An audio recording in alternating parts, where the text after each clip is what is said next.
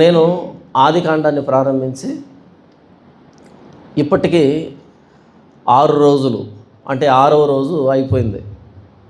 మొదటి రోజు దేవుడు ఏం చేశాడు, రెండవ రోజు ఏం చేశాడు, మూడవ రోజు ఏం చేశాడు, ఇలా 6 రోజులు అయిపోయాయి. అయితే 6 రోజులు అయిపోయిన తర్వాత 7వ రోజు దేవుడు ఏం చేశాడు, 7వ రోజు అంటే ఏంటి అనేదాన్ని మస్కట్లో స్టేజ్ ఏర్పాటు చేశాడు. ఇక్కడ చెప్పు ఆ 7వ దినాన్ని అని. దాన్ని వివరించే కంటే ముందుగా ఆదికాండం మొదటి అధ్యాయంలో మొదటి రోజు దేవుడు ఏం చేశాడు, వెలుగుని చేశాడు కదా. రెండవ రోజు ఏం చేశాడు,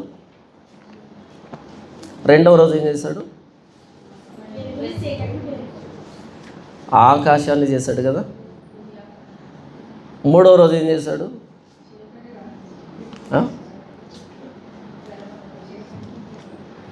ఆరిన నేలని, సముద్రాన్ని, గడ్డి మొక్కల్ని, ఈ వృక్షాలను, వీటిని చేశాడు. 4వ రోజు ఏం చేశాడు, సూర్యుడిని, చంద్రుడిని, నక్షత్రాలని, భూ వాతావరణానికి చూపించాడు. 5వ రోజు ఏం చేశాడు, జలచరాలని, ఆకాశ పక్షుల్ని చేశాడు. 6వ రోజు ఏం చేశాడు, జంతువులని, మనిషిని చేశాడు. ఇంతటితో మొదటి అధ్యాయం అయిపోయింది. ఇప్పుడు 2వ అధ్యాయం మొదటి వచనాన్ని మనం చూస్తే, ఆకాశమును భూమియు, మీరు చదవకండి, ఆకాశమును భూమియు వాటిలో ఉన్న సమస్త సమూహమును సంపూర్తి చేయబడెను. కంప్లీట్ అయిపోయింది. దేవుడు తాను చేసిన తన పని 7వ దినములోగా సంపూర్తి చేసి, తాను చేసిన తన పని అంతటి నుండి 7వ దినమున విశ్రమించెను. కాబట్టి దేవుడు ఆ 7వ దినమును ఆశీర్వదించి పరిశుద్ధపరచను. ఏలైనగా దానిలో దేవుడు తాను చేసినట్టు, సృజించినట్టు తన పని అంతటి నుండి విశ్రమించెను.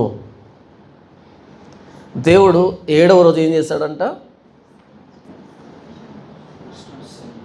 7వ రోజు ఏమీ చేయలేదంట. ఎందుకు చేయలేదంట, 6వ రోజుకి తాను చేయాలనుకున్నది సంపూర్తి అయింది కాబట్టి. చాలామంది ఏమంటారు అంటే, మొదటి దినానికి దేవుడు అస్తమయమును ఉదయమును కలుగ్గా ఒక దినమాయను అన్నాడు. 2వ రోజును కూడా అస్తమయం ఉదయం కలుగ్గా 2వ దినం అన్నాడు. 3వ రోజు కూడా అలాగే అన్నాడు. 4వ రోజు, 5వ రోజు, 6వ రోజు అలాగే అన్నాడు. కానీ 7వ రోజు విషయంలో అస్తమయమును ఉదయమును కలుగ్గా ఒక దినమాయను అని అనలేదు. కాబట్టి ఇప్పుడు మనం అంతా విశ్రాంతి దినంలోనే ఉన్నాము అని అంటారు. నేను చెప్పింది అర్థమైందా?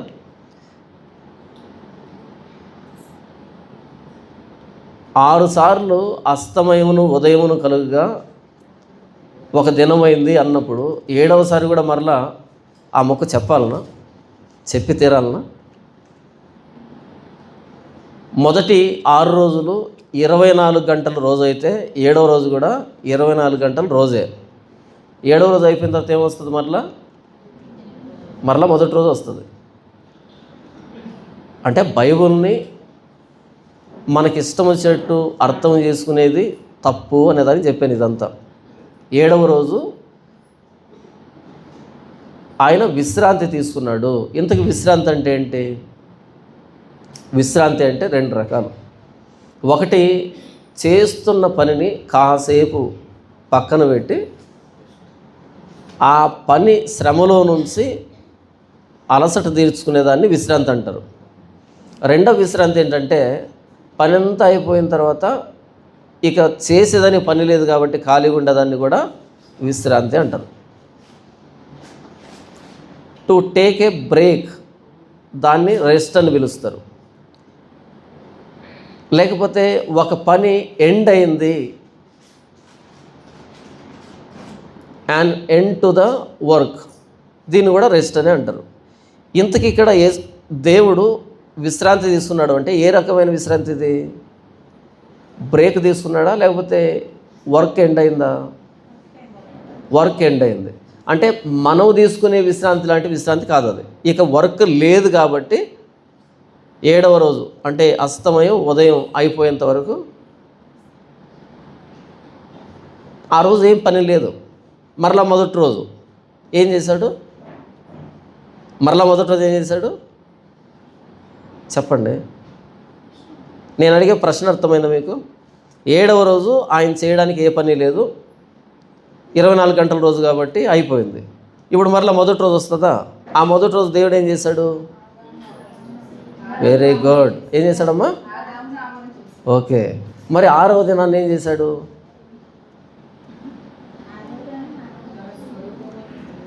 మొదటి రోజు కూడా ఏమీ చేయలే, తర్వాత 2వ రోజు కూడా ఏమీ చేయలే, 3వ రోజు కూడా ఏమీ చేయలే. ఆయన చేయాల్సిన పని 6వ రోజుకి సంపూర్తి అయిపోయింది. 7వ రోజు ఏ పని లేదు. ఇక అక్కడి నుంచి ఇప్పటి వరకు దేవుడు మరలా ప్రత్యేకంగా తన సృష్టిలో కొత్త విషయాలు, అయ్యో ఆ మొదటి రోజు 2వ రోజు 6వ రోజు చేయలేకపోయానే అని మరలా తాను కలుగు చేసుకొని చేయవలసినటువంటిది ఏది లేదు అప్పటి నుంచి ఇప్పటిదాకా. ఆ 6 రోజుల్లో ఆయన చేసిన దాన్ని మనం అనుభవిస్తున్నాం. ఆ రోజు ఆదాము మొదలుకొని ఇప్పటి వరకు అనుభవిస్తూ ఉన్నాం. విశ్రాంతి అంటే ఆయన చేయడానికి ఇక పని లేదు అని. ఒక ప్రశ్న అడుగుతాను. ఆదికాండం 1వ అధ్యాయంలో ఈ 6 రోజుల సృష్టి ఉంది కదా, ఇంతకీ ఎందుకని మోషే ఈ 6 రోజుల సృష్టిని గూర్చి వ్రాసాడు? చాలామందికి తెలియదు. ఎందుకు ఆదికాండం వ్రాయబడింది? ఎక్కడి నుంచి ప్రారంభం కావాలంటే మోషే వ్రాసినటువంటి వ్రాత నిర్గమకాండం నుంచి ప్రారంభం కావాలి. నిర్గమకాండం నుంచి బైబిల్ ప్రారంభం కావాలి. ఎందుకంటే మోషే అక్కడ కనపడతాడు మనకి. కానీ నిర్గమకాండం నుంచి కాకుండా ఆది యందు దేవుడు భూమి ఆకాశములను సృజించెను అనే దగ్గర నుంచి ఎందుకు ప్రారంభించాల్సి వచ్చింది అంటే, 7వ రోజును గురించి చెప్పాలి అంటే దానికంటే ముందు 6 రోజులు ఏం జరిగాయో చెబితే కానీ 7వ రోజు ప్రత్యేకత ఏంటో అర్థం కాదు. ఎందుకు ఈ ఆదికాండం వ్రాయాల్సి వచ్చిందంటే, నిర్గమకాండము 20వ అధ్యాయము 8వ వచనం నుంచి ఒక ఆజ్ఞ దేవుడు జారీ చేస్తున్నాడు. నిర్గమకాండము 20వ అధ్యాయము 8వ వచనం నుంచి విశ్రాంతి దినమును పరిశుద్ధముగా ఆచరించుటకు జ్ఞాపకం ఉంచుకొనుము. ఇక్కడ 10 ఆజ్ఞల్లో ఇదొక ఆజ్ఞ. విశ్రాంతి దినాన్ని పరిశుద్ధముగా ఆచరించుటకు జ్ఞాపకం ఉంచుకొనుము. నేరుగా నిర్గమకాండం నుంచి ప్రారంభిస్తే, అలా ప్రారంభించి ఈ 10 ఆజ్ఞ దగ్గరకు వచ్చి విశ్రాంతి దినాన్ని పరిశుద్ధముగా ఆచరించడానికి జ్ఞాపకం ఉంచుకో అంటే, ఇంతకీ విశ్రాంతి దినం అంటే ఏంటి అనే ప్రశ్న వస్తుంది. రెండవ ప్రశ్న, పరిశుద్ధంగా ఆచరించడం అంటే ఏంటి అనే ప్రశ్న వస్తుంది. తర్వాత 9వ వచనం, 6 దినములు నీవు కష్టపడి నీ పని అంతయు చేయవలెను, 7వ దినము నీ దేవుడైన యెహోవాకు విశ్రాంతి దినము. దానిలో నీవైనను నీ కుమారుడైనను నీ కుమార్తె అయినను నీ దాసుడైనను నీ దాసి అయినను నీ పశువైనను నీ ఇంట్లో ఉన్న పరదేశి అయినను ఏ పని చేయకూడదు. 6 రోజులు నీ జీవనానికి సంబంధించిన ఏ పనైనా చేసుకోవచ్చు. 7వ రోజు విశ్రాంతి తీసుకోవాలి. ఎందుకు 6 రోజులు నేను పని చేసుకొని 7వ రోజు విశ్రాంతి తీసుకోవాలి అనే ప్రశ్న వస్తుంది. ఈ మొక్క అర్థం కావడానికి దీనికంటే ముందు ఆదికాండం వ్రాసాడు. విశ్రాంతి దినం అంటే ఏంటి అని చెప్పడానికి ఆది యందు దేవుడు భూమి ఆకాశమును సృజించడం అనే దగ్గర నుంచి ప్రారంభించి ఆదికాండం మొత్తం వ్రాయవలసి వచ్చింది. చాలామంది ఏమనుకుంటారు అంటే, మొదటి రోజు ఆయన వెలుగుని చేశాడు, 2వ రోజు ఆకాశాన్ని చేశాడు, ఇలా 6 రోజులు ఏదో చేశాడని ఉంది. కానీ 7వ రోజు ఏం చేయలేదు కదా అంటే, ఆ 7వ రోజు చెప్పడానికే ముందు 6 రోజులు ఏం చేశాడో చెప్పాల్సి వచ్చింది. ఇప్పుడు విశ్రాంతి దినము పరిశుద్ధంగా ఆచరించడం జ్ఞాపకం ఉంచుకొనుము అనగానే విశ్రాంతి దినం అంటే ఏంటి చెప్పాల్సిన అవసరం లేకుండా పోయింది. ఎందుకంటే 50 అధ్యాయాలు వ్రాసేశాడు కాబట్టి. ప్రశ్న ఏంటంటే, ఎందుకని 7వ రోజుని ఏ పని చేయకుండా విశ్రాంతిగా పరిశుద్ధంగా దాన్ని ఆచరించాలని దేవుడు ఆజ్ఞ జారీ చేశాడు? ఇది ప్రశ్న. ఎందుకంటే దేవుడు మానవుణ్ణి చేసినటువంటి ఆ ప్రణాళికలో మనిషికి పనిని నిర్ణయించాడు, అదే సమయంలో విశ్రాంతిని నిర్ణయించాడు. విశ్రాంతి 2 రకాలు: భౌతికమైన విశ్రాంతి, ఆధ్యాత్మికమైన విశ్రాంతి. చాలామంది, ప్రత్యేకంగా మీరు ఓటీలు చేస్తారు కదా, ఓవర్ టైం డ్యూటీలు చేస్తారు కదా. ఎందుకని? ఏమొస్తుంది చర్చికి వెళ్తే? ఇంత దూరం కుటుంబాన్ని వదిలిపెట్టి, దేశాన్ని వదిలిపెట్టి ఎందుకు వచ్చాం మనం? 4 రూపాయలు కష్టపడడానికి కాదు, సంపాదించుకోవడానికి. 4 రూపాయలు సంపాదించుకోవడానికి. ఇప్పుడు ఆ చర్చికి వెళ్ళి కూర్చొని ఇదే సమయాన్ని మనం బయట కనుక హెచ్చిస్తే ఇంకొంచెం డబ్బు వస్తుంది కదా. దేవుడు మనిషిని కంటిన్యూస్గా వర్క్ చేయడానికి డిజైన్ చేయాలి. ఆయన 6 రోజులు పని తర్వాత 7వ రోజు ఖచ్చితంగా రెస్ట్ తీసుకోవాలి. భౌతికంగాను ఆధ్యాత్మికంగాను రెస్ట్ తీసుకోవాలి అని క్రియేట్ చేశాడు ఆయన. విశ్రాంతి అన్నది దేవుని ప్రణాళిక. ఎన్ని పనులున్నా సరే వారానికి 1 రోజు విశ్రాంతి తీసుకోవాలి. ఇంతకీ విశ్రాంతి అంటే ఏంటి? ఆ రోజు 10 గంటలకు నిద్ర లేచి ఉదయాన్నే, రోజు 6 గంటలకు 5 గంటలకు లేస్తూ ఉంటే ఆ రోజు 10 గంటలకు లేచి 11కు బ్రష్ చేసుకొని 12కు భోజనం చేసి తర్వాత మధ్యాహ్నం మ్యాట్నీకి వెళ్ళి లేట్ నైట్ ఇంటికి వచ్చి లేట్గా పడుకొని, ఇదేనా విశ్రాంతి అంటే? బైబిల్ చెప్పిన విశ్రాంతి అంటే ఏంటి అంటే పరిశుద్ధతకు సంబంధించింది. ఇంతకీ పరిశుద్ధత అంటే ఏంటి? పరిశుద్ధత అంటే ఏంటి? పరిశుద్ధత అంటే టు సెట్ అపార్ట్, ప్రత్యేకించడం, ప్రత్యేకం అని. పరిశుద్ధత అంటే ప్రత్యేకం అని. అంటే ఆ 7వ రోజుని ప్రత్యేకంగా పరిగణించాలి. ప్రత్యేకంగా పరిగణించడం అంటే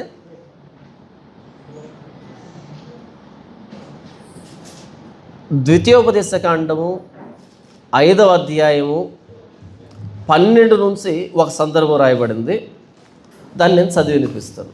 ద్వితీయోపదేశకాండము 5వ అధ్యాయము 12వ వచనం నుంచి విశ్రాంతి దినాన ఇశ్రాయేలీలు ఏం చేయాలి అనే దానికి ఆయన చెబుతున్నాడు. నేను చదివి వినిపిస్తాను. నీ దేవుడని యెహోవా నీకు ఆజ్ఞాపించినట్లు విశ్రాంతి దినమును పరిశుద్ధముగా ఆచరించుము. 6 దినములు నీవు కష్టపడి నీ పని అంతయు చేయవలెను. 7వ దినము నీ దేవుడైన యెహోవాకు విశ్రాంతి దినము. దానిలో నీవైనను, నీ కుమారుడైనను, నీ కుమార్తె అయినను, నీ దాసుడైనను, నీ దాసి అయినను, నీ ఎద్దైనను, నీ గాడిదైనను, నీ పశువులలో ఏదైనను, నీ ఇండ్లలో ఉన్న పరదేశి అయినను ఏ పనియు చేయకూడదు.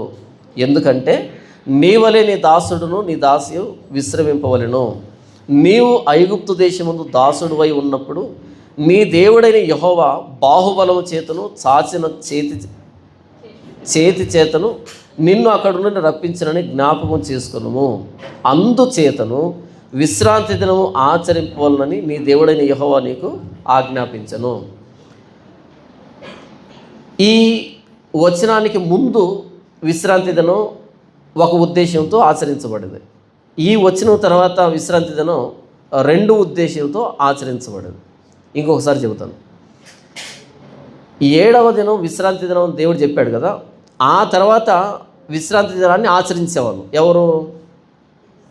ఆదాము, హవ్వ, వాళ్ళ సంతానం అంతా కూడా ఈ వచనం వరకు వాళ్ళు విశ్రాంతి దినాన్ని ఆచరించేవాళ్ళు. 6 రోజులు కష్టపడి 7వ రోజు విశ్రాంతి దినాన్ని ఆచరించేవాళ్ళు. ఎందుకు ఆచరించేవాళ్ళంటే కీర్తనల గ్రంథం 92వ కీర్తన, కీర్తనల గ్రంథం 92వ కీర్తన మొదటి వచనం నుంచి, యెహోవాను స్తుతించుట మంచిది. మీరు అదే కదా ఆరాధన చేశారు, దేవుని స్తుతించండి స్తుతించండి అని. యెహోవాను స్తుతించుట మంచిది, మహోన్నతుడా నీ నామమును కీర్తించుట మంచిది. ఉదయమున నీ కృపను, ప్రతి రాత్రి నీ విశ్వాస్యతను 10 తంతుల స్వరమండలముతోనూ గంభీర ధ్వని గల సితారతోనూ ప్రచురించటం మంచిది. ఎందుకనగా యెహోవా నీ కార్యము చేత నీవు నన్ను సంతోషపరుచున్నావు, నీ చేతి పనులను బట్టి నేను ఉత్సహించుచున్నాను. యెహోవా నీ కార్యములు ఎంత దొడ్డవి, నీ ఆలోచనలు అతి గంభీరములు. ఇది ద్వితీయోపదేశకాండం 5వ అధ్యాయం 12 నుంచి చెప్పబడినటువంటి దానికంటే ముందు ఆచరించినటువంటి విశ్రాంతి దినం యొక్క ఉద్దేశం. ఏం చేసేవాళ్ళు అంటే యెహోవా కార్యాలను, యెహోవా చేతి పనులను బట్టి ఉత్సహించడం. యెహోవా నీ కార్యములు ఎంత దొడ్డవి, ఎంత గొప్పవి, నీ ఆలోచనలు అతి గంభీరములు. ఇంత సృష్టిని, ఆయన చేసినటువంటి ప్రతి విధమైన కార్యక్రమాన్ని చూసి వాటిని ఆనందించడం జరిగేది ప్రతి విశ్రాంతి దినాన్న. ఎవరో నిన్నేమో ఒక కామెంట్ పెట్టారు, అన్న ఈ మొత్తం యూనివర్స్లో భూమి చాలా చిన్నది కదా, చాలా చిన్నది భూమి అనేది, మరి ఇంత చిన్న భూమి కోసం లెక్కించలేనటువంటి ఈ గెలాక్సీలని, ఈ నక్షత్రాలని, ఇంత పెద్ద సృష్టి దేనికి, మనకు కొన్ని సరిపోతాయి కదా అన్నట్టుగా అడిగారు. అంతే కదా. ఎందుకు ఇంత వ్యాస్ట్ యూనివర్స్ని, ఇంత గొప్పదైన సృష్టిని చేశాడు అంటే ఇది మనకి చాలా గొప్పది, చాలా పెద్దది. ఇప్పటి వరకు ఎన్ని నక్షత్రాలు ఉన్నాయన్నది ఇంకా లెక్క తెలియదు. 100 బిలియన్ గ్యాలక్సీస్ ఉన్నాయని ఒక అంచనా. బిలియన్ అంటే 100 కోట్లు. గ్యాలక్సీలో కొన్ని 100 కోట్ల నక్షత్రాలు ఉంటాయి. అలాంటి గ్యాలక్సీలు 100 బిలియన్ ఉండొచ్చని అంచనా, ఖచ్చితంగా తెలియదు. ఇంత యూనివర్స్ మనకి చాలా గొప్పగా అనిపించదు, కానీ దేవుడికి అది కలుగునుగాక అంటే కలిగినటువంటి చిన్న విషయం. అది మనం దేవుణ్ణి ఎప్పుడు స్తుతిస్తామంటే ఆయన ఎంత గొప్పోడో మనకు అర్థం కానప్పుడు, అర్థమైనప్పుడు కాదు. మనం ఆయన్ను ఎప్పుడు స్తుతిస్తామంటే ఆయన ఎంత గొప్పోడో మనకు అర్థం కానప్పుడు. మనకు అర్థమైనోడిని మనం స్తుతించలేం, అర్థం కానోడిని స్తుతిస్తాం. అర్థమైందా మీకు? ఇప్పుడు యెషయా గ్రంథంలో రాయబడి ఉంటుంది, మన ఆలోచనలు భూమి మీద ఉంటాయంట, దేవుని ఆలోచనలు ఆకాశం. అంటే ఏం చెప్తుంది ఇది? ఆయన ఎప్పటికీ మనకు అర్థం కాడు, అంతేనా? ఆయన ఎప్పటికీ మనకు అర్థం కాడు, ఎప్పటికీ అర్థం కాడు కాబట్టే ఆయన దేవుడు అయ్యాడు. ఒకవేళ ఆయన నాకు అర్థమైపోయాడు అనుకో, ఆయన నాకంటే కొంచెం పెద్దోడు అవుతాడు. ఆయన అర్థం కాలేదు కాబట్టి ఆయన దేవుడు అయ్యాడు. ఎందుకంటే ఇంత చిన్న బుర్రతో ఆయన నేను అర్థం చేసుకోలేను. అలా అర్థం కాని ఆయన చేతి కార్యాలని, అర్థం కాని ఆయన ఆలోచనల్ని, ఆయన జ్ఞానాన్ని విశ్రాంతి దినం డీకోడ్ చేసుకోవడమే పని.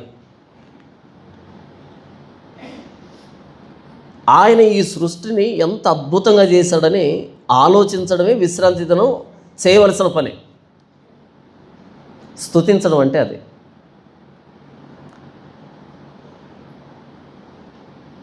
అయితే ఈ ద్వితీయోపదేశకాండం తరువాత ఇంకొక పాయింట్ యాడ్ అయింది వాళ్ళకి. అదేంటంటే, మిమ్ములను ఐగుప్తు దేశం నుంచి తీసుకుని వచ్చిన యెహోవాను నేనే, మీరు దాసులుగా ఉన్నారు, నేను మిమ్మల్ని విమోచించి తీసుకుని వచ్చాను, కాబట్టి విశ్రాంతి దినాన్ని పరిశుద్ధంగా ఆచరించండి. ఇంకొక పాయింట్ యాడ్ అయింది. ఓన్లీ సృష్టిని బట్టి ఆయన్ను స్తుతించడం మాత్రమే కాకుండా, ఆ యూనివర్సల్ గాడ్, ఆ సృష్టికర్త అయిన దేవుడు పర్సనల్ గాడ్ అయ్యాడు. ఎవరికి? ఇశ్రాయేలీయులకి. ఐగుప్తు నుంచి వారిని తీసుకొని రావడం ద్వారా he became personal God to Israelites. అంతకుముందు ఏంటి, ద్వితీయోపదేశకాండానికి ముందు ఏ దేవుడుగా ఉన్నాడు ఆయన? సృష్టికర్త అయిన దేవుడుగా ఉన్నాడు. అమ్మో చాలా భయంకరుడు ఆయన అనేటట్టు ఉన్నాడు. ఎప్పుడైతే వారిని ఐగుప్తు దేశంలోంచి బయటికి తీసుకుని వస్తున్నాడో ఆ 40 సంవత్సరాల్లో వారితో చాలా పర్సనల్ అయ్యాడు ఆయన. ఆయన గురించి చాలా విషయాలు అర్థమయ్యాయి. ఆయన మాట్లాడుతున్నాడు, వాళ్ళకు కనబడుతున్నాడు, రోజు భోజనం పెడుతున్నాడు, నీటిని ఇస్తున్నాడు, అద్భుతాలు చేస్తున్నాడు. పర్సనల్ గాడ్ అయ్యాడు. సృష్టికర్త వ్యక్తిగతమైన దేవుడయ్యాడు, వాళ్ళ జాతికి దేవుడయ్యాడు, నేషనల్ గాడ్ అయ్యాడు. దీన్ని కూడా యాడ్ చేసుకుంటూ ప్రతి విశ్రాంతి దినం ఆయన సృష్టిని, ఆయన విమోచన కార్యాన్ని తలపోసుకోవడమే విశ్రాంతి దినం చేయవలసిన పని.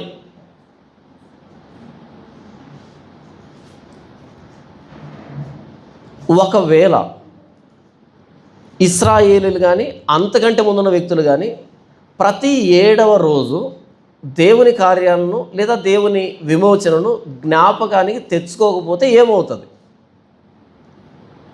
ఏమవుతుందంటే మానవ రూపంలో ఉన్న మృగాలు అవుతారు వాళ్ళు.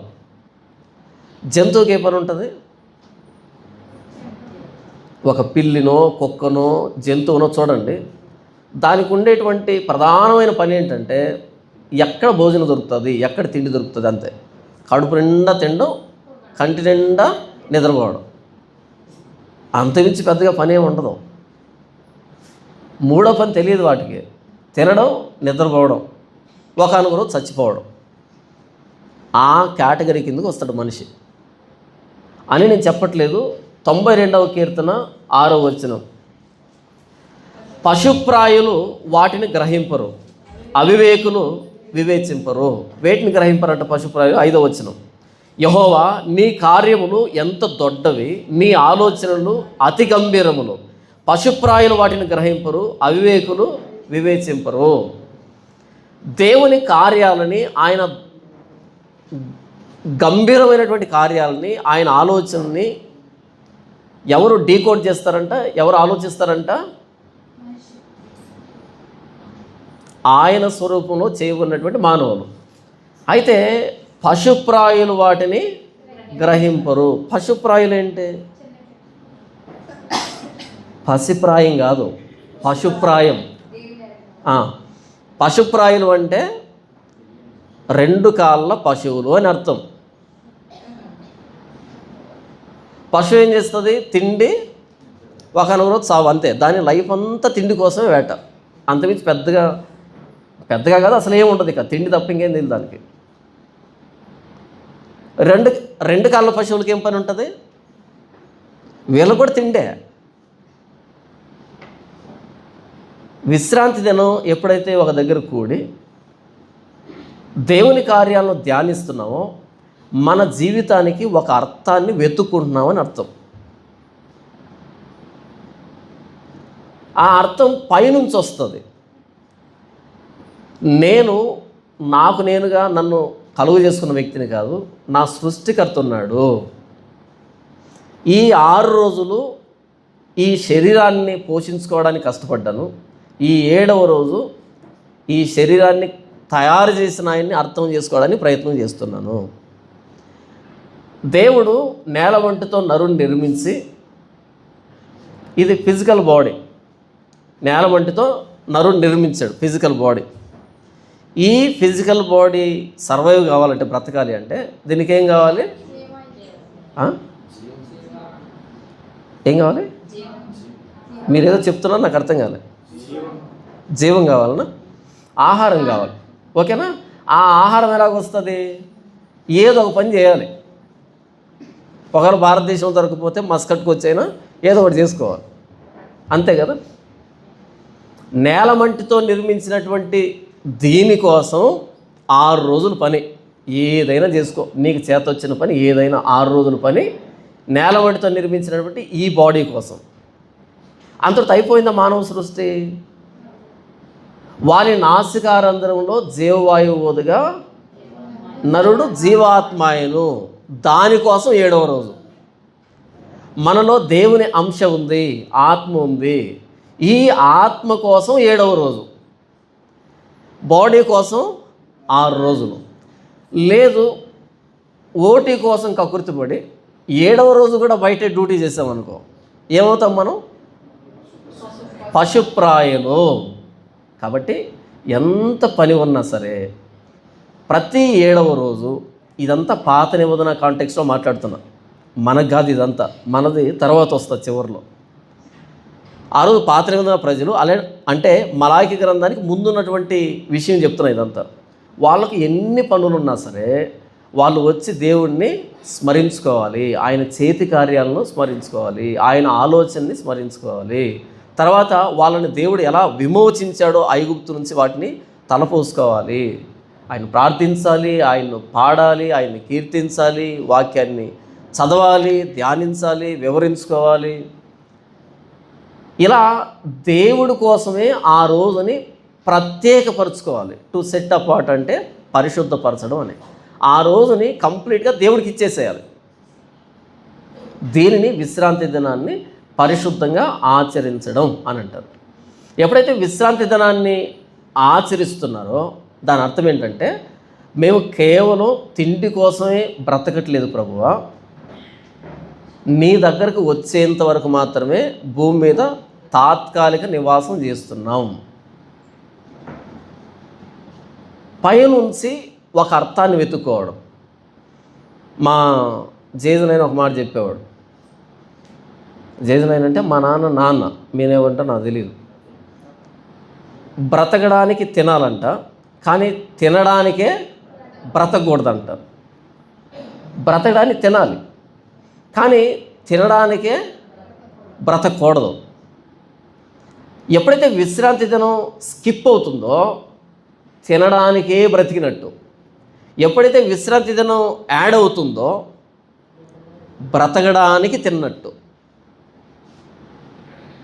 మనం ఎందుకు బ్రతుకుతున్నాం అన్న దానికి 7వ రోజు అర్థం తెలుస్తుంది. 7వ రోజు మిస్ అయిపోయిందనుకో, ఏదో పనిలో పడి, మనకి జంతువులకి ఏ తేడా లేదని పశుప్రాయులం అని కీర్తనకారుడు చెప్పాడు. ఎప్పుడైతే మన జీవితానికి అర్థాన్ని 7వ రోజు వెతుక్కుంటామో ఆ జీవితాన్ని ఇచ్చిన ఆయనకు అనుగుణంగా మనం బ్రతకడానికి అవకాశం ఉంది. నా పోలిక చొప్పున, మన పోలిక చొప్పున, మన స్వరూపమందు నరుణ్ణి చేద్దాం. ఆ స్వరూపం కనుమరుగు కాదు 7వ రోజు కూడుకుంటూ ఉంటే, ఆయన స్మరించుకుంటూ ఉంటే. ఎప్పుడైతే 7వ రోజు మిస్ అవుతుందో నా స్వరూపం నా పోలిక అన్నాడే, అది కనుమరుగైపోతుంది. సృష్టికర్తతో సంబంధాన్ని కలిగి ఉండే రోజు 7వ రోజు. సృష్టికర్త మనల్ని ఎందుకు చేశాడో అలా ప్రవర్తించేదానికి మనల్ని మనం పురికొల్పుకునే రోజు 7వ రోజు. సింపుల్ చెప్పాలంటే దేవుణ్ణి కాపీ కొట్టడం, దేవుణ్ణి ఇమిటేట్ చేయడం. 7వ రోజు విశ్రాంతి దినాన్ని ఆచరిస్తున్నామంటే దేవుడు సృష్టిని ఎలా చేశాడో 6 రోజులు చేసి 7వ రోజు విశ్రాంతి కదా, అలాగే మనం కూడా 6 రోజులు పని చేసి 7వ రోజు విశ్రాంతి. అంటే దేవుణ్ణి కాపీ కొడుతున్నాం, దేవుణ్ణి అనుకరిస్తున్నాం, దేవునిలా ప్రవర్తిస్తున్నాం అని. ఎందుకు దేవుణ్ణి కాపీ కొట్టాలి? మనల్ని ఆయనే చేశాడు కాబట్టి. మన పిల్లలు మనల్ని ఇమిటేట్ చేస్తారు, మనం ఎవరిని ఇమిటేట్ చేయాలి? దేవుణ్ణి ఇమిటేట్ చేయాలి. అది విశ్రాంతి దినం యొక్క ప్రత్యేకత. 7వ రోజు దేవుడు మానవుణ్ణి చేసినటువంటి ఆ ప్రణాళికలోనే మనకు విశ్రాంతి అనేది ఉంది. అది భౌతికమైన విశ్రాంతి కావాలి, ఆధ్యాత్మికమైన విశ్రాంతి కావాలి. ఇప్పుడు క్రొత్త నిబంధన విషయానికి వస్తే, ఇక్కడ ఈ విశ్రాంతి దినాన్ని బట్టి ఒక డినామినేషన్ వచ్చేసింది. 7th డే అని మీరు ఎప్పుడైనా విన్నారా? 7th డే అడ్వెంటిస్ట్ అని వినుంటారు మీరు. అదేంటి మీరు ఆదివారం చర్చికి వెళ్తున్నారు, శనివారం వెళ్ళాలి చర్చికి అనేటట్టుగా ఇక పాత నిబంధనలు వచనాలన్నీ తీసుకుని వచ్చి ఏంటేంటో కలవర వంటకం చేస్తూ ఉంటారు. బైబిల్ 2 భాగాలుగా ఉంటుంది. ఒకటి పాత నిబంధన, రెండవది కొత్త నిబంధన. క్రొత్త అంటే అర్థం ఏంటంటే అంతకంటే ముందున్న దానికి భిన్నమైంది అని. ఒకవేళ అంతకంటే ముందున్నదే కనుక మరలా చెబితే దాన్ని కొత్త అని అంటామా? అనం. అంటే చిన్న విషయం చెప్తున్నా. మలాకి గ్రంథం తరువాత ఒక తెల్ల పేపర్ ఉంటుంది. దాని మీద ఏముంటుంది? ప్రభువైన యేసుక్రీస్తు వారిని గూర్చిన క్రొత్త నిబంధన అని ఉంటుంది. ఆ తెల్ల పేపర్ ఏం చెప్తుందంటే ఇటువైపు ఉన్నదంతా పాతది, ఇటువైపు ఉన్నదంతా క్రొత్తది అని చెప్తున్నప్పుడు పాత నిబంధనలో ఉన్న విశ్రాంతి దినాన్ని తీసుకొచ్చి క్రొత్త నిబంధనలో పెడితే అది కొత్త నిబంధన ఎందుకు అవుతుంది? పాత నిబంధనే అవుతుంది. ఇంతకీ పాత నిబంధన ఎవరితో చేయబడింది? ఇశ్రాయేలీలతో చేయబడింది. క్రొత్త నిబంధన ఎవరితో చేయబడింది? సర్వ ప్రపంచంతో చేయబడింది. పాత నిబంధన ఎవరితో చేయబడింది? ఇశ్రాయేలీలు అనేటువంటి ఒక జాతితో చేయబడింది. క్రొత్త నిబంధన ఎవరితో చేయబడింది? ఇది నా రక్తము వలనైన క్రొత్త నిబంధన. ఈ నిబంధన గురించి మీరు సర్వలోకానికి వెళ్ళి సర్వ సృష్టికి సువార్త ప్రకటించండి. నమ్మి బాప్తీసం పొందినవాడు రక్షింపబడతాడు, నమ్మని వానికి శిక్ష విధించబడుతుంది. క్రొత్త నిబంధన అన్నది యూనివర్సల్. పాత నిబంధన అన్నది ఒక ఫ్యామిలీకి సంబంధించినటువంటి అగ్రిమెంట్. అది అబ్రహాము కుటుంబంతో చేయబడినటువంటి అగ్రిమెంట్. అది కొత్త నిబంధన మొత్తం ప్రపంచానికి సంబంధించింది. ఆ రోజు ఇశ్రాయేలీలు విశ్రాంతి దినాన్ని ఎందుకు పాటించేవాళ్ళంటే వాళ్ళని ఐగుప్తు నుంచి బయటికి తీసుకొచ్చాడు కాబట్టి. ఈరోజు మనం విశ్రాంతి దినంలో ప్రభువా మమ్మల్ని ఐగుప్తు నుంచి బయటికి తీసుకొచ్చావు అని కూడుకుందామా? మనం ఎప్పుడు ఐగుప్తుకి వెళ్ళాము? మనకు ఐగుప్తు తెలియదు, ఐగుప్తుకి ఎప్పుడు వెళ్ళలే. మన భారతదేశంలో పుట్టాం కాబట్టి ఒకటి క్యాన్సల్. మమ్మల్ని ఐగుప్తు అనే ఆ ఇనుప కొలుములో నుంచి బయటికి తీసుకొచ్చావు ప్రభువా అనే అవకాశం మనకు లేదు. ఒకవేళ అంటే కనుక ఆయన ఒక మొట్టికాయ వేసి నేను ఎప్పుడు తీసుకొచ్చి నిన్ను అంటాడు ఆయన. అవునా? ఆయన మనం తీసుకొని రాలే, మనం ఎప్పుడు ఐగుప్తులో లేవు. ఇకపోతే అంతకంటే ముందు ఉన్నటువంటి సృష్టి కార్యాన్ని చూసి ఆయన చేతి పనిని జ్ఞాపకం చేసుకుంటూ ఆయన అదృశ్య లక్షణాలు జ్ఞాపకం చేసుకుంటూ అలా మనం ఆరాధిద్దామా? అలా మనం విశ్రాంతి దినాన్ని పాటిద్దామా అంటే అది ప్రభువైన యేసుక్రీస్తు వారిలో నెరవేరింది. ఎలా నెరవేరింది అంటే ఆది యందు వాక్యం ఉండెను, వాక్యము దేవుని యొద్ద ఉండెను, వాక్యము దేవుడై ఉండెను. ఆ వాక్యం శరీరధారి అయి కృపాసత్య సంపూర్ణుడిగా మన మధ్య నివసించను కదా. ఇప్పుడు ప్రభువైన యేసుక్రీస్తు వారిని జ్ఞాపకానికి తెచ్చుకుంటున్నామంటే మొత్తం ఆది కాండాన్ని అంతటినీ కలిగి ఉన్నదేది ఆయన లేకుండా కలుగలేదు కదా. కలిగి ఉన్నదేది కూడా యేసు ప్రభువు లేకుండా కలగలేదు. ఆ సృష్టికర్త నరావతారిగా మన వద్దకు వచ్చాడు. ప్రభువైన యేసుక్రీస్తు వారిని ప్రార్థన చేస్తున్నాం, పాడుతున్నాం, ఆయన కీర్తిస్తున్నాం, ఆయన గురించి నేర్చుకుంటున్నాము అంటే దాని అర్థము విశ్రాంతి దినాన్ని పాటిస్తున్నాం అని అర్థం. పాత నిబంధనలు అయితే ప్రతి 7వ రోజు విశ్రాంతి దినం. మరి క్రొత్త నిబంధనలో మత్తయి సువార్త 11వ అధ్యాయం 28వ వచనంలో ప్రభువైన యేసుక్రీస్తు ఏమంటారు అంటే ప్రయాసపడి భారమును మోసుకొనిచున్న సమస్త జనులారా నా యొద్దకు రండి, నేను మీకు. పాత నిబంధనలో ఏమని రాయబడిందంటే విశ్రాంతి దినాన్ని పరిశుద్ధంగా ఆచరించడానికి జ్ఞాపకం పెట్టుకోండి, మర్చిపోకండి అన్నాడు. క్రొత్త నిబంధనలో యేసుప్రభు అంటున్నాడు నా దగ్గరకు వస్తే నేను మీకు విశ్రాంతినిస్తాను. తేడా అర్థమవుతుందా ఎలా మారిపోతుందో? అక్కడ విశ్రాంతి దినాన్ని మీరు ఆచరించాలి, మీరు పాటించాలి, మీరు జ్ఞాపకం పెట్టుకోవాలి, చాలా పరిశుద్ధంగా ఆచరించాలి. క్రొత్త నిబంధనలో యేసుప్రభు విశ్రాంతి దినాన్ని ఆచరించండిగా చెప్తున్నది. నా దగ్గరకు వస్తే అక్కడ 7వ రోజు ఏ పని లేకుండా విశ్రాంతి ఉందే ఆ విశ్రాంతిని నేను మీకు ఇస్తాను.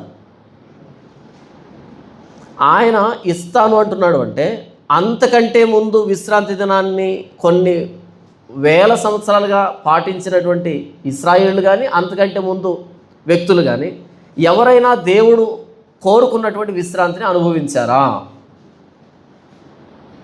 ప్రశ్న అర్థం కాలేదు కదా. ఇంకోసారి చెప్తాను.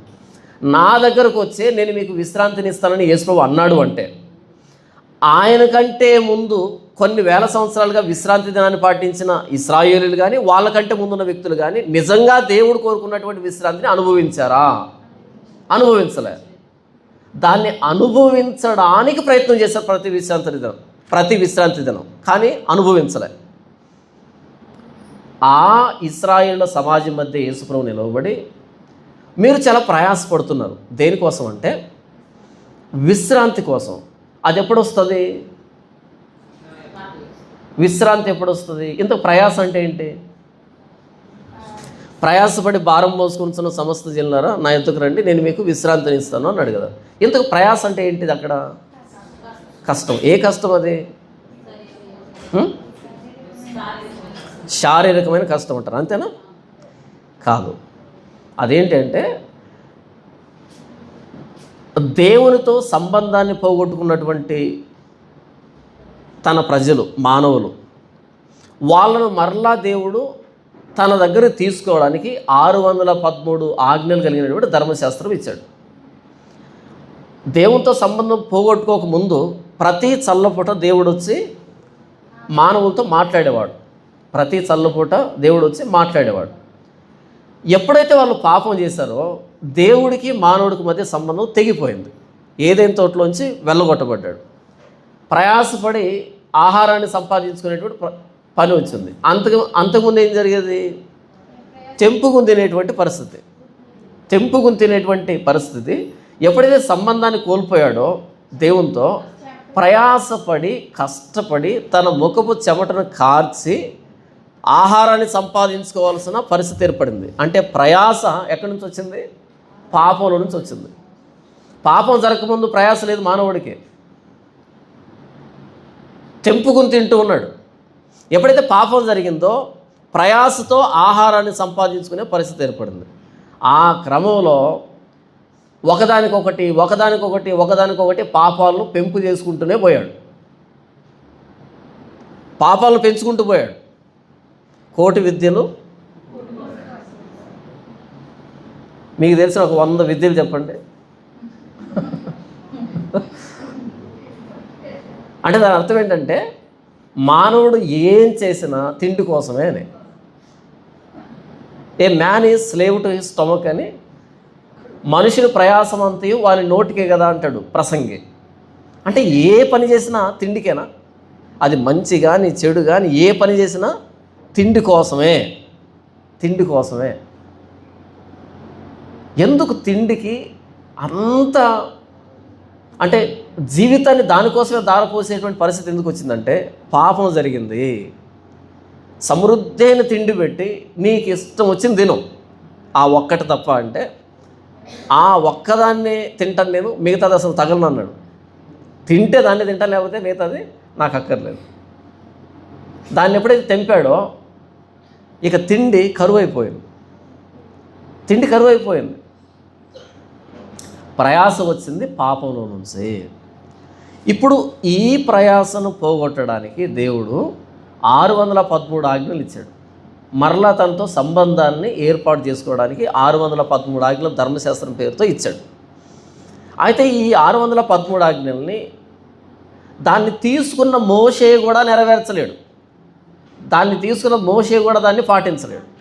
అంటే అంత భ్రష్టత్వం వచ్చేసింది మానవుల్లోనికి. దేవుడి మాటలు మంచివే, కానీ మనం వాటికి భిన్నమైనటువంటి స్వభావం కలిగినటువంటి వ్యక్తులు. ఇలా మరలా దేవునితో సంబంధం కోసం 613 ఆజ్ఞల్ని పాటించే విషయంలో ప్రయాసపడుతున్నారు యూదులు, ఇశ్రాయేలీయులు. ప్రతిరోజు ఉదయాన్నే సాయంకాలం నిత్యమైన బలి, ఆయా నియామకాలలో బలులు, అర్పణలు, హోమాలు, నైవేద్యాలు. మనం పాత నిబంధన అంతా చదువుతూ ఉంటే ప్రతి పేజీలో రక్తం కనపడుతూ ఉంటుంది మనకి. లేవికాండంలో రక్తం ఏర్లే బారుతూ ఉంటుంది మనకి. ఎందుకని? ఆయన సంతోషపెట్టడానికి, ఆయనతో సమాధానపడడానికి, పాపాన్ని ప్రాయశ్చిత్తం చేసుకోవడానికి. అప్పుడు యేసు ప్రభు వారి మధ్య నిలవబడి ప్రయాసపడి భారం మోసుకొనిచున్న, ధర్మశాస్త్రం అనే భారం మోసుకొనిచున్న సమస్త జనులారా, ఇటు మిగిలినటువంటి ప్రజలు పాప భారం, ఇటు యూదులు ధర్మశాస్త్రం అనేటువంటి భారం మోసుకొనిచున్న సమస్త జనులారా, నా దగ్గరికి రండి, నేను మీకు విశ్రాంతినిస్తాను, నేను ఇస్తాను విశ్రాంతిని అని అంటున్నాడు యేసు ప్రభు.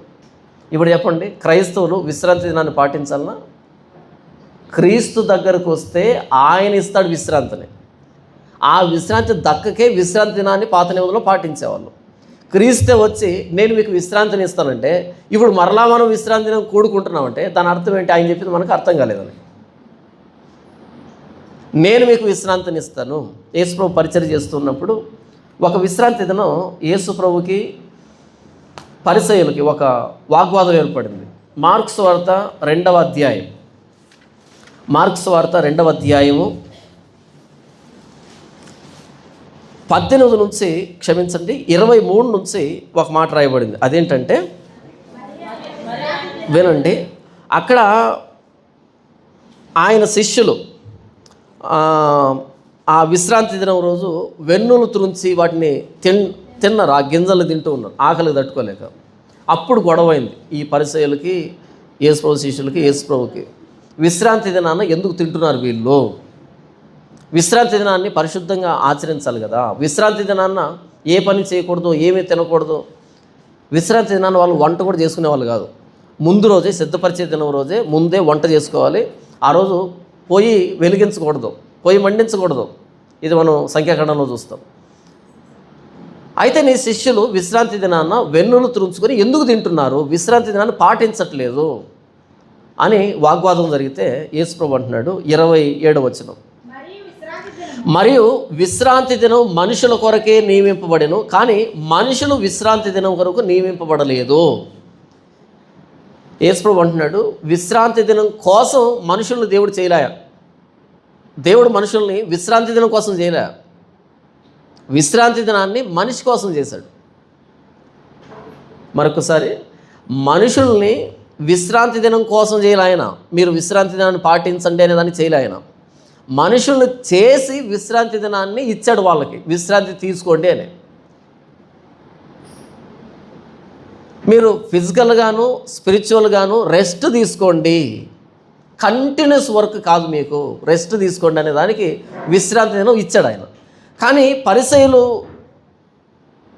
కాలానికి ఎలా మారిపోయిందంటే మనిషి ఇంపార్టెంట్ కాదు, ఆ పద్ధతే ఇంపార్టెంట్ అనే దగ్గరకు వచ్చింది. ఆ విశ్రాంతి దినమే ఇంపార్టెంట్ అనే దగ్గరకు వచ్చింది. అప్పుడు యేసు ప్రభు అంటున్నాడు మనుషులు విశ్రాంతి దినం కోసం కాదు, విశ్రాంతి దినం మనుషుల కోసం అని చెబుతా ఆయన అంటున్నాడు. అందువలన మనిషి కుమారుడు విశ్రాంతి దినమునకు ప్రభువై ఉన్నాడని వారితో చెప్పాను. కాబట్టి ఈ మనిషి కుమారుడు నేను విశ్రాంతి దినానికి ప్రభువుని.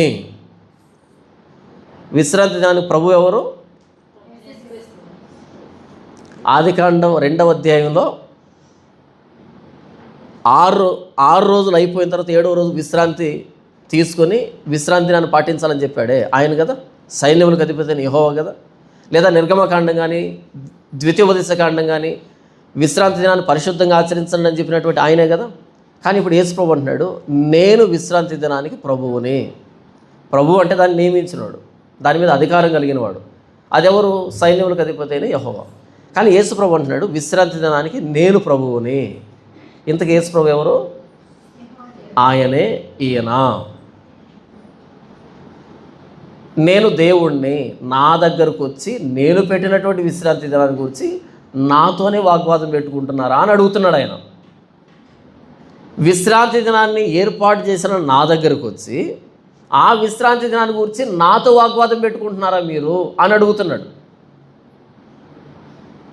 ఇంత చిన్న మొక్క అర్థం కాక సెవెంత్ డే అడ్వెంటిస్ట్ అనే ఒక బ్రాంచ్ వచ్చింది, ఒక డినామినేషన్ వచ్చేసింది. అంతేనా? ఈ డినామినేషన్లన్నీ ఎక్కడి నుంచి పుట్టుకొచ్చాయంటే వాక్యాన్ని వక్రీకరించే దగ్గర నుంచి పుట్టుకొచ్చాయి. Denomination is demonic.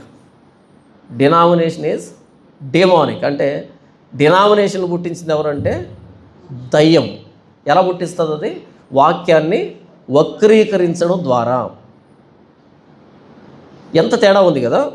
విశ్రాంతి దినం కోసం మనుషులు కాదు, మనుషుల కోసం విశ్రాంతి దినం.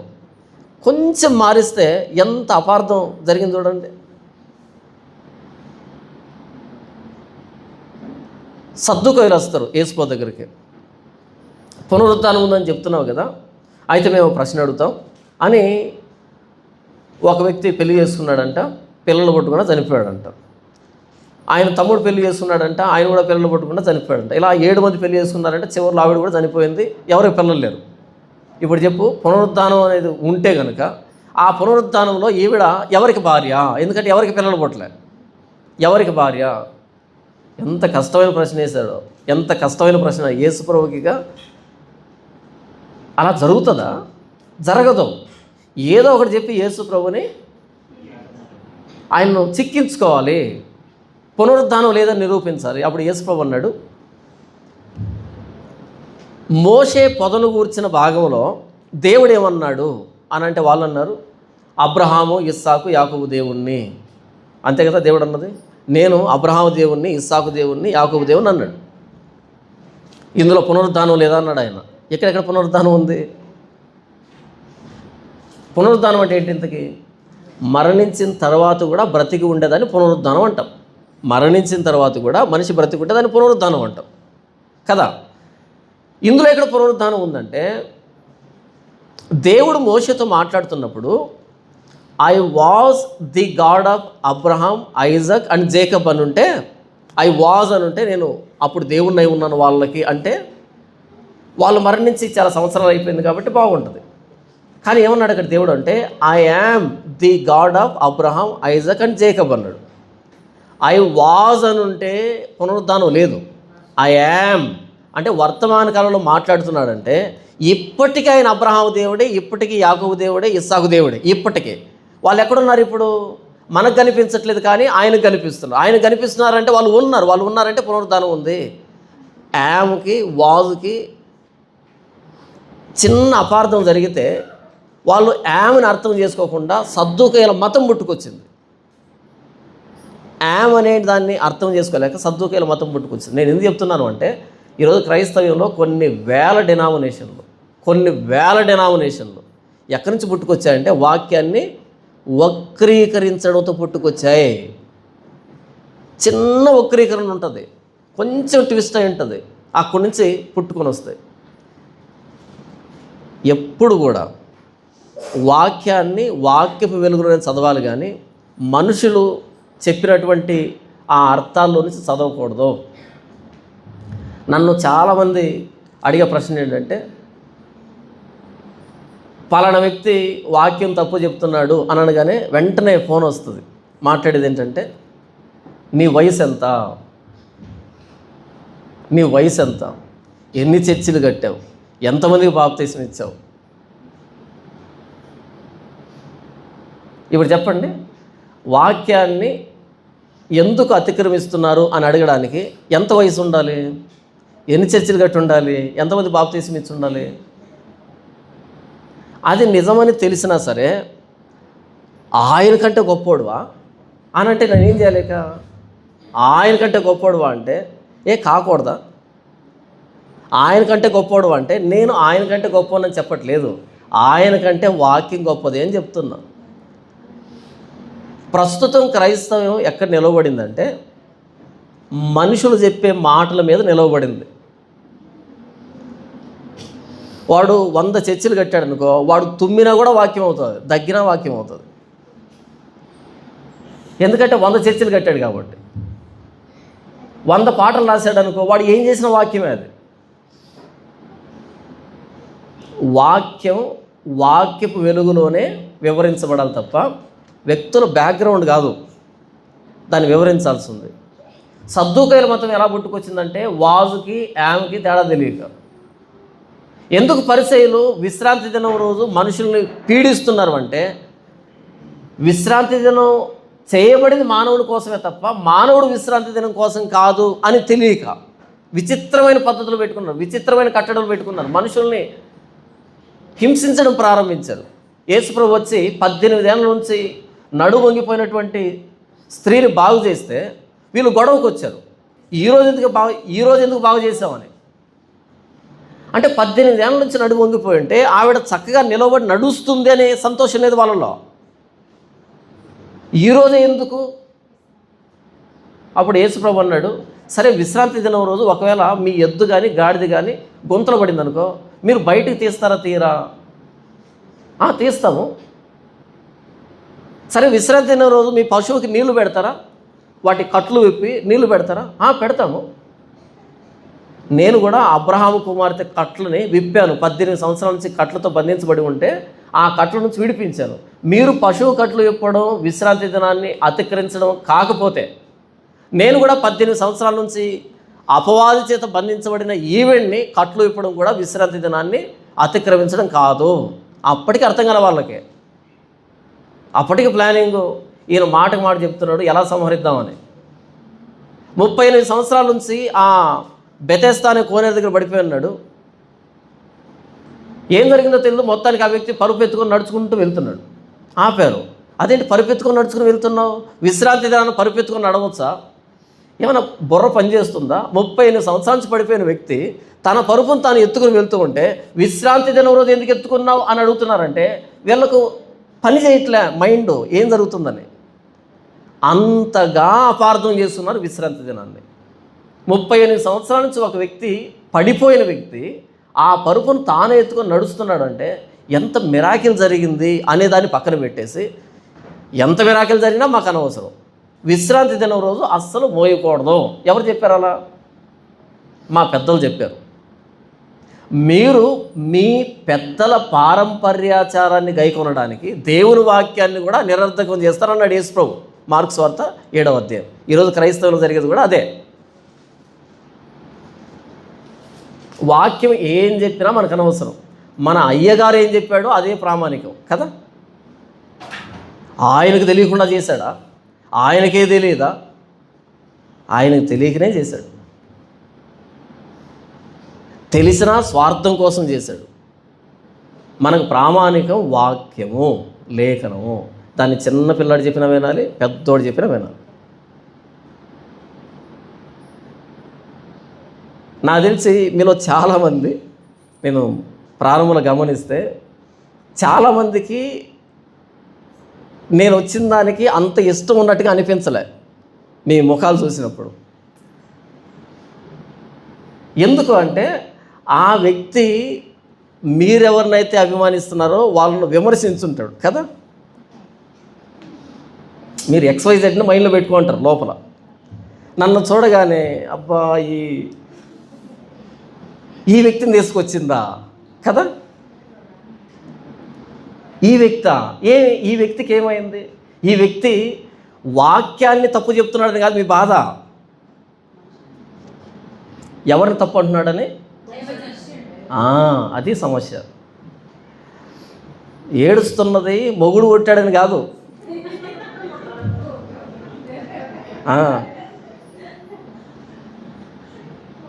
ఇది వచ్చిన సమస్య. పాస్టర్ జాన్ పాల్ అనే వ్యక్తి వాక్యాన్ని తప్పు చెబితే ఓకే, నన్ను మీరు పట్టించుకోవాల్సిన అక్కర్లేదు. వాక్యాన్ని సరిగ్గా చెబుతూ ఉండి ఇంక ఎవరినన్నా సరే మీకు ప్రమాణం వాక్యమే. ఆయన్నే అంటాడా, ఈయన్నే అంటాడా, ఒకళ్ళతో కానీ పుచ్చుకున్నారా? ఒక వ్యక్తి ఇండియా నుంచి మస్కట్ దాకా వచ్చాడు అంటే, ఒక వ్యక్తి పిలిపించిందంటే ఎందుకు పిలిపించుంటుంది? ఎవరైనా సరే మీ మధ్యకు వచ్చి వాక్యాన్ని ప్రకటిస్తే వాక్యాన్ని వినడు తప్ప సొంత పద్ధతులు, సొంత అలవాట్లు కాదు. ఒక విషయాన్ని అపార్థం చేసుకొని సద్దూకయ్యుల మతం వచ్చింది. ఒక విషయాన్ని అపార్థం చేసుకొని పరిసయ్యులు వాళ్ళ ఎదురుగా అద్భుతం చేయబడుతున్నా సరే నమ్మలేని పరిస్థితిలో ఉన్నారు. నేను మీకు విశ్రాంతిని ఇస్తానని ఆయన 2000 సంవత్సరాల క్రితం చెప్తే, కాదు మనం ఇప్పటికీ విశ్రాంతి దినాన్ని పాటించాలని సెవెంత్ డే అడ్వెంటిస్టులు వచ్చారు. Denominations are demonic. ఈ డినామినేషన్లో ఉంటే కాదు రక్షణ వచ్చేది, లేఖనాన్ని లేఖనంగా అర్థం చేసుకుంటే. మామూలుగా 2 టీములు క్రికెట్ ఆడుతున్నాయి అనుకోండి, 2 టీములు, X అనేటువంటి టీము, Y అనేటువంటి టీము క్రికెట్ ఆడుతుంది అనుకో. మీరు ముందుగానే X అనే టీం గెలవాలి అని కూర్చున్నారు అనుకోండి, Y అనే టీం వాడు 6 కొట్టాడు అనుకో, మీకు బీపీ పెరిగిపోతుంటుంది. అమ్మో ఓడిపోతుందేమో అని. అలా కాకుండా వాళ్ళ మీద ఎక్స్పెక్టేషన్ లేకుండా, వీళ్ళ మీద ఎక్స్పెక్టేషన్ లేకుండా కాసేపు ఏదో గేమ్ చూద్దాం, ఎంటర్టైన్ అవుదాం అని కూర్చున్నారు అనుకోండి, ఎవడు 6 కొడుతుంటే వాళ్ళని ఎంజాయ్ చేస్తారు, ఎవరు 4 కొడుతుంటే వాళ్ళని ఎంజాయ్ చేస్తారు. ఎందుకంటే ఎక్స్పెక్టేషన్ లేదు మీకు. ఈ వ్యక్తి గెలవాలి, ఈ వ్యక్తి గెలవాలని. అలా ఏంటంటే ఒక డినామినేషన్కి మనం కట్టుబడితే, ఒక సిద్ధాంతాన్ని మనం తలకెక్కించుకుంటే దానికి వ్యతిరేకంగా ఎవరు మాట్లాడినా మనం వాడిని మెచ్చం, వాడు చెప్పేది వినం. విశ్రాంతి దినం అన్నది మనిషి కోసం నిర్ణయించబడింది తప్ప విశ్రాంతి దినం కోసం మనిషి సృష్టించబడలేదు.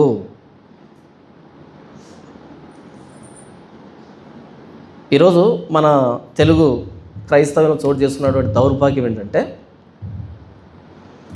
మనుషులు క్రైస్తవ్యాన్ని పరిపాలిస్తున్నారు, మనుషుల మాటలు క్రైస్తవ్యాన్ని పరిపాలిస్తుంది. దేవుణ్ణి స్తుతించాలి, దేవుణ్ణి ఆరాధించాలంటే ఎలా స్తుతించాలి, ఎలా ఆరాధించాలి? ఆయన చేతి కార్యాలని, ఆయన జ్ఞానాన్ని, ఆయన ఆలోచనల్ని, ఆయన చేసిన పనుల్ని స్మరించుకున్నప్పుడు మనకు తెలియకుండానే ఆరాధన భావం వస్తుంది, ఆయన స్తుతించడం వస్తుంది.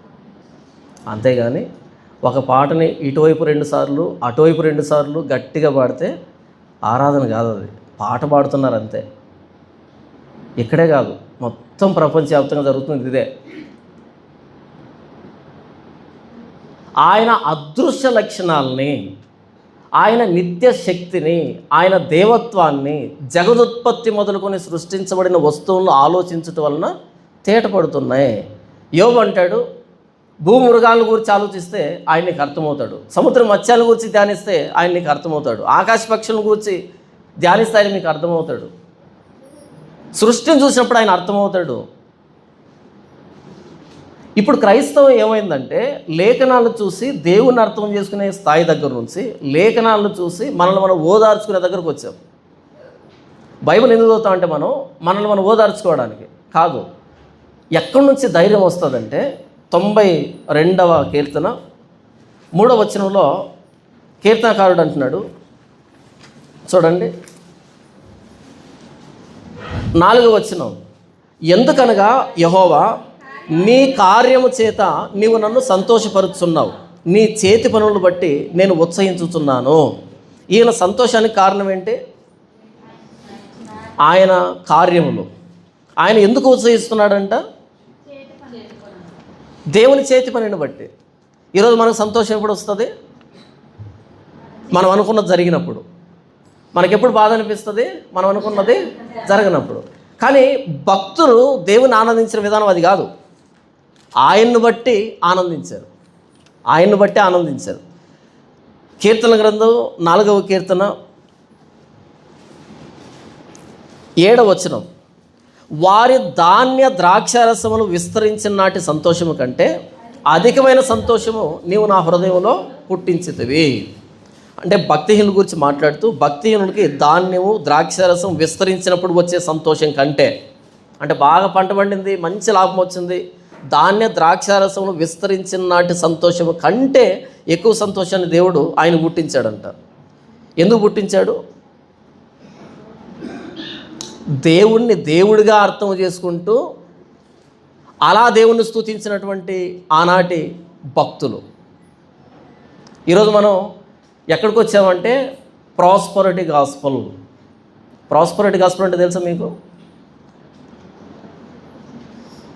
ప్రాస్పరిటీ గాస్పల్ అంటే మేలులు, క్షేమాలు, ఆశీర్వాదాలు, దీవెనలు ప్రకటించేటువంటి సువార్త అని.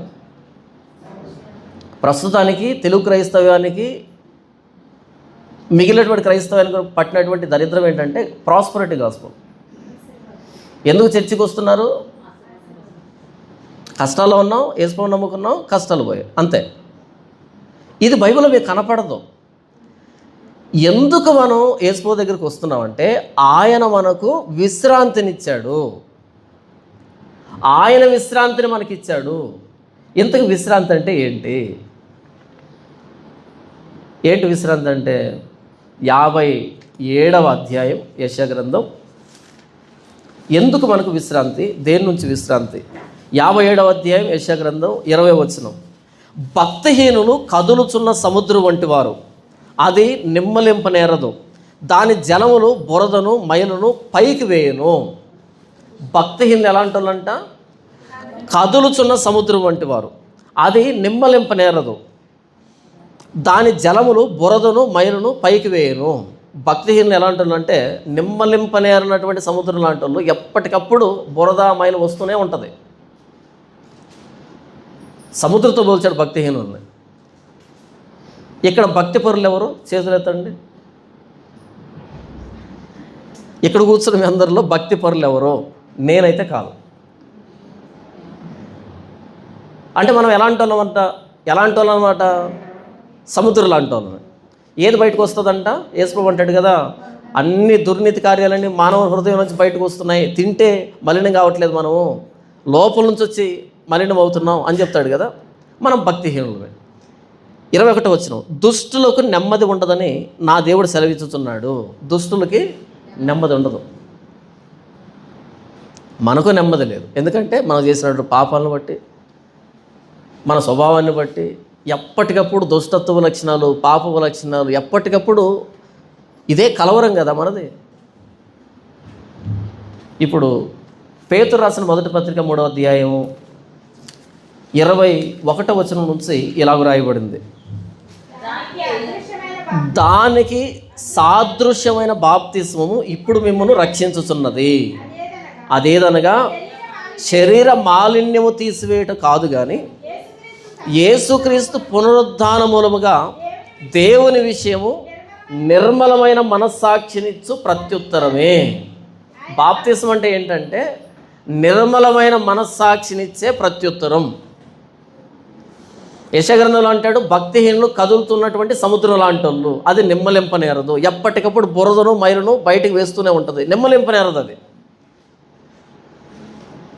పాపాత్ముడైనటువంటి మానవుడు ఏ మతమైనా, ఏ ప్రాంతమైనా, ఏ కులమైనా, ఏ గోత్రమైనా, ఏ ధర్మమైనా సరే బయటికి భక్తిగా నటించవచ్చు, భక్తిగా కనపడవచ్చు, కానీ వాని అంతరంగం నువ్వు మంచోడు కాదు అనేటువంటి ఘోష. ఎలాగైతే సముద్రం నిమ్మలింపకుండా కదులుతూనే ఉంటుందో, అలా ఎంత మంచిగా ఉండడానికి ప్రయత్నం చేస్తారో అంత దోషారోపణ చేస్తావు హృదయం. మంచోడివి కాదు, మంచిదానివి కాదు అని.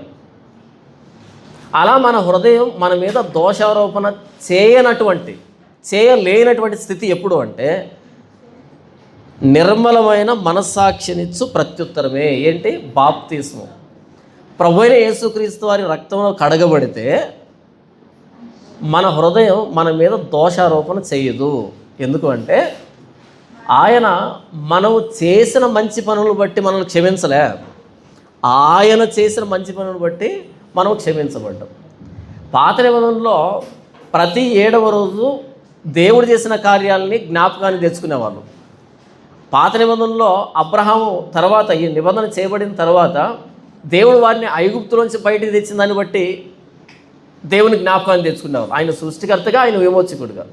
క్రొత్త నిబంధనలో మనం ప్రభు అయిన యేసుక్రీస్తు వారు సిలువలో ఏం చేశాడో దాన్ని జ్ఞాపకాన్ని తెచ్చుకుంటాం.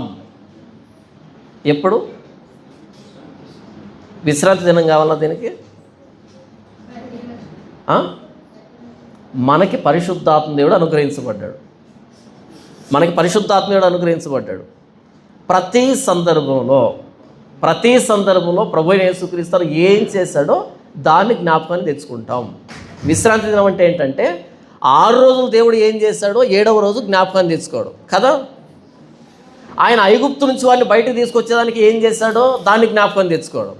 కానీ క్రైస్తవులుగా మనం విశ్రాంతి ఎప్పుడు పొందుతామంటే క్రీస్తు శిలువ మీద ఏం చేశాడో జ్ఞాపకానికి తెచ్చుకుంటున్న ప్రతిసారి మనకు విశ్రాంతి, మనకు నెమ్మది, మనకు నిర్మలమైన మనస్సాక్షి. మనం ఏకాంతంగా ఉన్నప్పుడు మనం చేసినటువంటి పనులు, మనకు వచ్చేటువంటి ఆలోచనలు, మన పద్ధతులు, మన స్వభావాన్ని మనం ఆలోచించినప్పుడు చాలా నిరుత్సాహపడతాం. నేను ఇలాంటి దాన్ని అనేటట్టుగా. అయితే అలా ఆలోచించి ఒక్కసారి యేసుప్రభు శిలువను మనం ధ్యానించినప్పుడు ఆయన శిలువలో ఇంత వేలాడింది, ఇంత ప్రాణం పెట్టింది నా కోసం కదా. నన్ను బట్టి మంచోడిని కాదు, నన్ను బట్టి నేను నీతిమంతుని కాలే. ప్రభు అయిన యేసుక్రీస్తు వారు శిలువలో ఏం చేశాడో దాన్ని బట్టి నేను మంచోన్నాయని, నీతిమంతున్నాయని. మన విశ్రాంతి ఎక్కడుందంటే ప్రభు అయిన యేసుక్రీస్తు వారి శిలువని జ్ఞాపకానికి తెచ్చుకునే విషయంలో. ఆ రోజు పాత నిబంధన ప్రజలు ఎలా విశ్రాంతి అనుభవించాలంటే సృష్టికర్తని ఆయన చేసిన కార్యాలని జ్ఞాపకం తెచ్చుకోవడం ద్వారా, ఆయన ఐగుప్తు నుంచి వారిని ఎలా విమోచించాడో ధ్యానించడం వల్ల. క్రొత్త నిబంధనలో మన విశ్రాంతి ఎక్కడుందంటే సృష్టికర్త అయిన దేవుడు శిలువ మీద వేలాడడం ద్వారా మన విమోచకుడిగా ఎలా మారాడో ధ్యానించడం ద్వారా మనకు విశ్రాంతి ఉంది. మీకు అర్థమవుతుందా? 7వ రోజు దేవుడు విశ్రాంతి దినం అన్నాడు. ఈరోజు ప్రతిరోజు విశ్రాంతి దినమే. ప్రభువైన యేసుక్రీస్తు వారి శిలువ త్యాగాన్ని అర్థం చేసుకుంటున్న ప్రతి సందర్భం మనకు విశ్రాంతి దినమే. చివరిగా హెబ్రీయులకు రాసిన పత్రిక 4వ అధ్యాయము చివరి వచనాలని నేను చదివి వినిపించి ముగిస్తాను. 6వ వచనం నుంచి, కాగా ఎవరో కొందరు విశ్రాంతిలో ప్రవేశించుదరన్న మాట నిశ్చయం కనుకను, ముందు సువార్త వినిన వారు అవిధేయత చేత ప్రవేశింపలేదు కనుకను, నేడు మీరు ఆయన మాట వినిన యెడల మీ హృదయములను కఠినపరచుకొనకూడని వెనక చెప్పబడిన ప్రకారం ఇంతకాలమైన తర్వాత దావీదు గ్రంథంలో నేడని ఒక దినము నిర్ణయించుచున్నాడు. యెహోషువ వారికి విశ్రాంతి కలుగు చేసిన యెడల ఆ తర్వాత మరి ఒక దినమును గురించి ఆయన చెప్పకపోవును. కాబట్టి దేవుని ప్రజలకు విశ్రాంతి నిలిచి ఉన్నది. ఎందుకనగా దేవుడు తన కార్యములను ముగించి విశ్రమించిన ప్రకారం ఆయన యొక్క విశ్రాంతిలో ప్రవేశించిన వాడు కూడా తన కార్యములను ముగించి విశ్రమించును. ఇక్కడ ఏమని మాట్లాడుతున్నాడు అంటే, పాత నిబంధనలో ప్రజలు విశ్రాంతి దినాన్ని పాటించారు తప్ప విశ్రాంతిని అనుభవించలేదు. అయితే ఆ విశ్రాంతి ప్రభువైన యేసుక్రీస్తు వారిలో మనం అనుభవిస్తున్నాం అని చెప్తున్నాడు.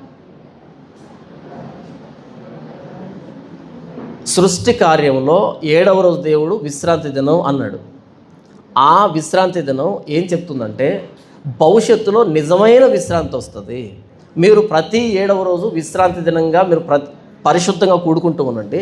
ఎంతవరకు అంటే నిజమైన విశ్రాంతి మీకు వచ్చేంత వరకు ప్రతి 7వ రోజు కూడుకోండి అని చెప్పబడింది. అది ఎంతవరకు కూడుకున్నారు అంటే, ప్రభువైన యేసుక్రీస్తు వారు వచ్చి ప్రయాసపడి భారం మోసుకుంటున్న సమస్య జిల్లారా నా యొద్దకు రండి, నేను మీకు విశ్రాంతిని ఇస్తాను అనేంత వరకు విశ్రాంతి దినం అమల్లో ఉంది. ఎప్పుడైతే ప్రభువైన యేసుక్రీస్తు వారు ఆయన రక్తంలో మనల్ని కడిగి మనల్ని పరిశుద్ధపరిచి మన అంతరంగాన్ని నిర్మలపరిచాడో, మన పాపాలని తీసివేశాడో, అప్పుడు నిజమైన విశ్రాంతి మనకు యేసు ప్రభు అనుగ్రహించాడు. మనం ఎప్పుడు మరణించినా ప్రభువైన యేసుక్రీస్తు వారిలో ఆయన విశ్రాంతిలో మనం ప్రవేశిస్తామనేటువంటి వాగ్దానం మనకుంది. మనకు లాజరు ధనవంతుడి సందర్భం తెలుసు. ధనవంతుడు మరణించాడు, యాతన పడేటువంటి స్థలానికి వెళ్ళాడు. దరిద్రుడు మరణించాడు, అబ్రహాము రొమ్మును ఆనుకోవడానికి వెళ్ళిపోయాడు. ప్రభువైన యేసుక్రీస్తు వారు నీ కోసం నా కోసం శిలువలో ప్రాణం పెట్టాడు. ఆ శిలువను మనం అర్థం చేసుకుంటే ఆ రక్షకుడు, ఆ సృష్టికర్త ఎలా విమోచకుడిగా మారాడో మనల్ని విడిపించడానికి, ఐగుప్తు లాంటి పాప బానిసత్వం నుంచి మనల్ని విడిపించడానికి. మన చుట్టూ ఇంత సృష్టి ఉన్నా సరే ఆ సృష్టి కార్యక్రమాన్ని, ఆ సృష్టి గొప్పతనాన్ని గుర్తించలేని పశుప్రాయులంగా ఉన్నప్పుడు ఎలా బ్రతికాం మనం? ఏమి తిందుము, ఏమి త్రాగుదుము, ఏమి ధరించుకుందుము అని చింతపడుతూ బ్రతికాం. అలాంటి పశుప్రాయులు ఇంత సృష్టిలో ఉండి ఆకాశ పక్షులు అవి విత్తడం లేదు, కోయడం లేదు, గరిసెల్లో కూర్చుకోవడం లేదు, ఆయనను పరలోకపు తండ్రి వాటిని పోషిస్తున్నాడు అనేటువంటి స్పృహ లేకుండా బ్రతికాం. ఏం తిందాం, ఏం త్రాగుదాం, ఏం ధరించుకుందాం బ్రతికాం. అలాంటి పశుప్రాయుల్ని అదే సృష్టికర్త మానవాకారంలో వచ్చి శిలువ మీద ప్రాణం పెట్టడం ద్వారా పశుప్రాయులుగా ఉన్న మనల్ని పరిశుద్ధులుగా మార్చాడు. పాపపు ఐగుప్తులో ఉన్న మనల్ని తన రక్తం చేత విమోచించాడు. కాబట్టి ప్రభువైన యేసుక్రీస్తు శిలువను ధ్యానిస్తున్న ప్రతి సందర్భంలో నీవు నేను విశ్రాంతిని అనుభవిస్తాం. మన మనస్సాక్షి మనకు నిర్మలమైన ప్రత్యుత్తరం ఇస్తుంది. ఈ ప్రభువైన యేసుక్రీస్తు వారనే ఈ విశ్రాంతిలోనికి మిగిలినటువంటి ప్రపంచాన్ని, పశుప్రాయులుగా బ్రతుకుతున్నటువంటి ప్రపంచాన్ని, పాపపు ఐగుప్తులో బ్రతుకుతున్నటువంటి ప్రపంచాన్ని ఆహ్వానించడమే మనం చేయవలసినటువంటి కార్యం. కాబట్టి ఆయన విశ్రాంతిలో ప్రవేశించాలనుకున్నవాడు తన పనిని ముగించి ఆయన విశ్రాంతిలో ప్రవేశించాలి. మనకి ఇవ్వబడిన పని ఏంటి అంటే, మనం అనుభవిస్తున్నటువంటి ఈ విశ్రాంతిని అనేకులకు మనం తీసుకుని వెళ్ళాలి. ఎలా తీసుకుని వెళ్ళాలి? ఇప్పుడు జ్యోతికి తీసుకుని వచ్చింది కదా, అలా తీసుకుని వెళ్ళాలి. మన ప్రయాస మన ప్రభువైన యేసుక్రీస్తు వారిని ఇతరులకు ప్రకటించే విషయంలో, ఈ విశ్రాంతిని ప్రపంచానికి ఇచ్చే విషయంలో మన పనిని ముగించి మనం ప్రభు విశ్రాంతిలో ప్రవేశించాలి. యేసు ప్రభు సిలువును అర్థం చేసుకునే కొద్దీ మనకు స్తుతి, ఆరాధించేటువంటి లక్షణం, దేవుని గణపరిచేటువంటి అది తెలియకుండానే వస్తుంది. ఎందుకని? సృష్టికర్త అయిన దేవుడు నా కోసం విమోచకుడిగా మారాడు, మనకు విశ్రాంతి వచ్చింది. మనం చేసిన పుణ్యకార్యాలు, దాన కార్యాలు, ధర్మశాస్త్ర సంబంధమైన కార్యాలను బట్టి మనం ఈ స్థితి పొందలేము. ఆయన కృప ద్వారానే మనం రక్షించబడ్డాం. ఇది క్రియను బట్టి జరిగింది కాదు, ఇది ఆయన వరమే. 6 రోజులు సృష్టి చేశాడు, 7వ రోజు దాన్ని జ్ఞాపకం చేసుకోండి అన్నాడు. యేసుప్రభు శిలువ మీద ప్రాణం పెట్టాడు, దీన్ని జ్ఞాపకం తెచ్చుకోండి, అదే మీకు విశ్రాంతి. ఈ విశ్రాంతిని గురించి ప్రపంచానికి మనం చెప్పడానికి బద్ధులమై ఉన్నాం. మీరు సర్వలోకానికి వెళ్ళి, సర్వ సృష్టికి వెళ్ళి సువార్త ప్రకటించండి. నమ్మి బాప్తీసం పొందిన వాడు రక్షింపబడతాడు, నమ్మని వానికి శిక్ష విధించబడుతుంది. దేవుడి వాక్యాన్ని దీవించును గాక. ఆమె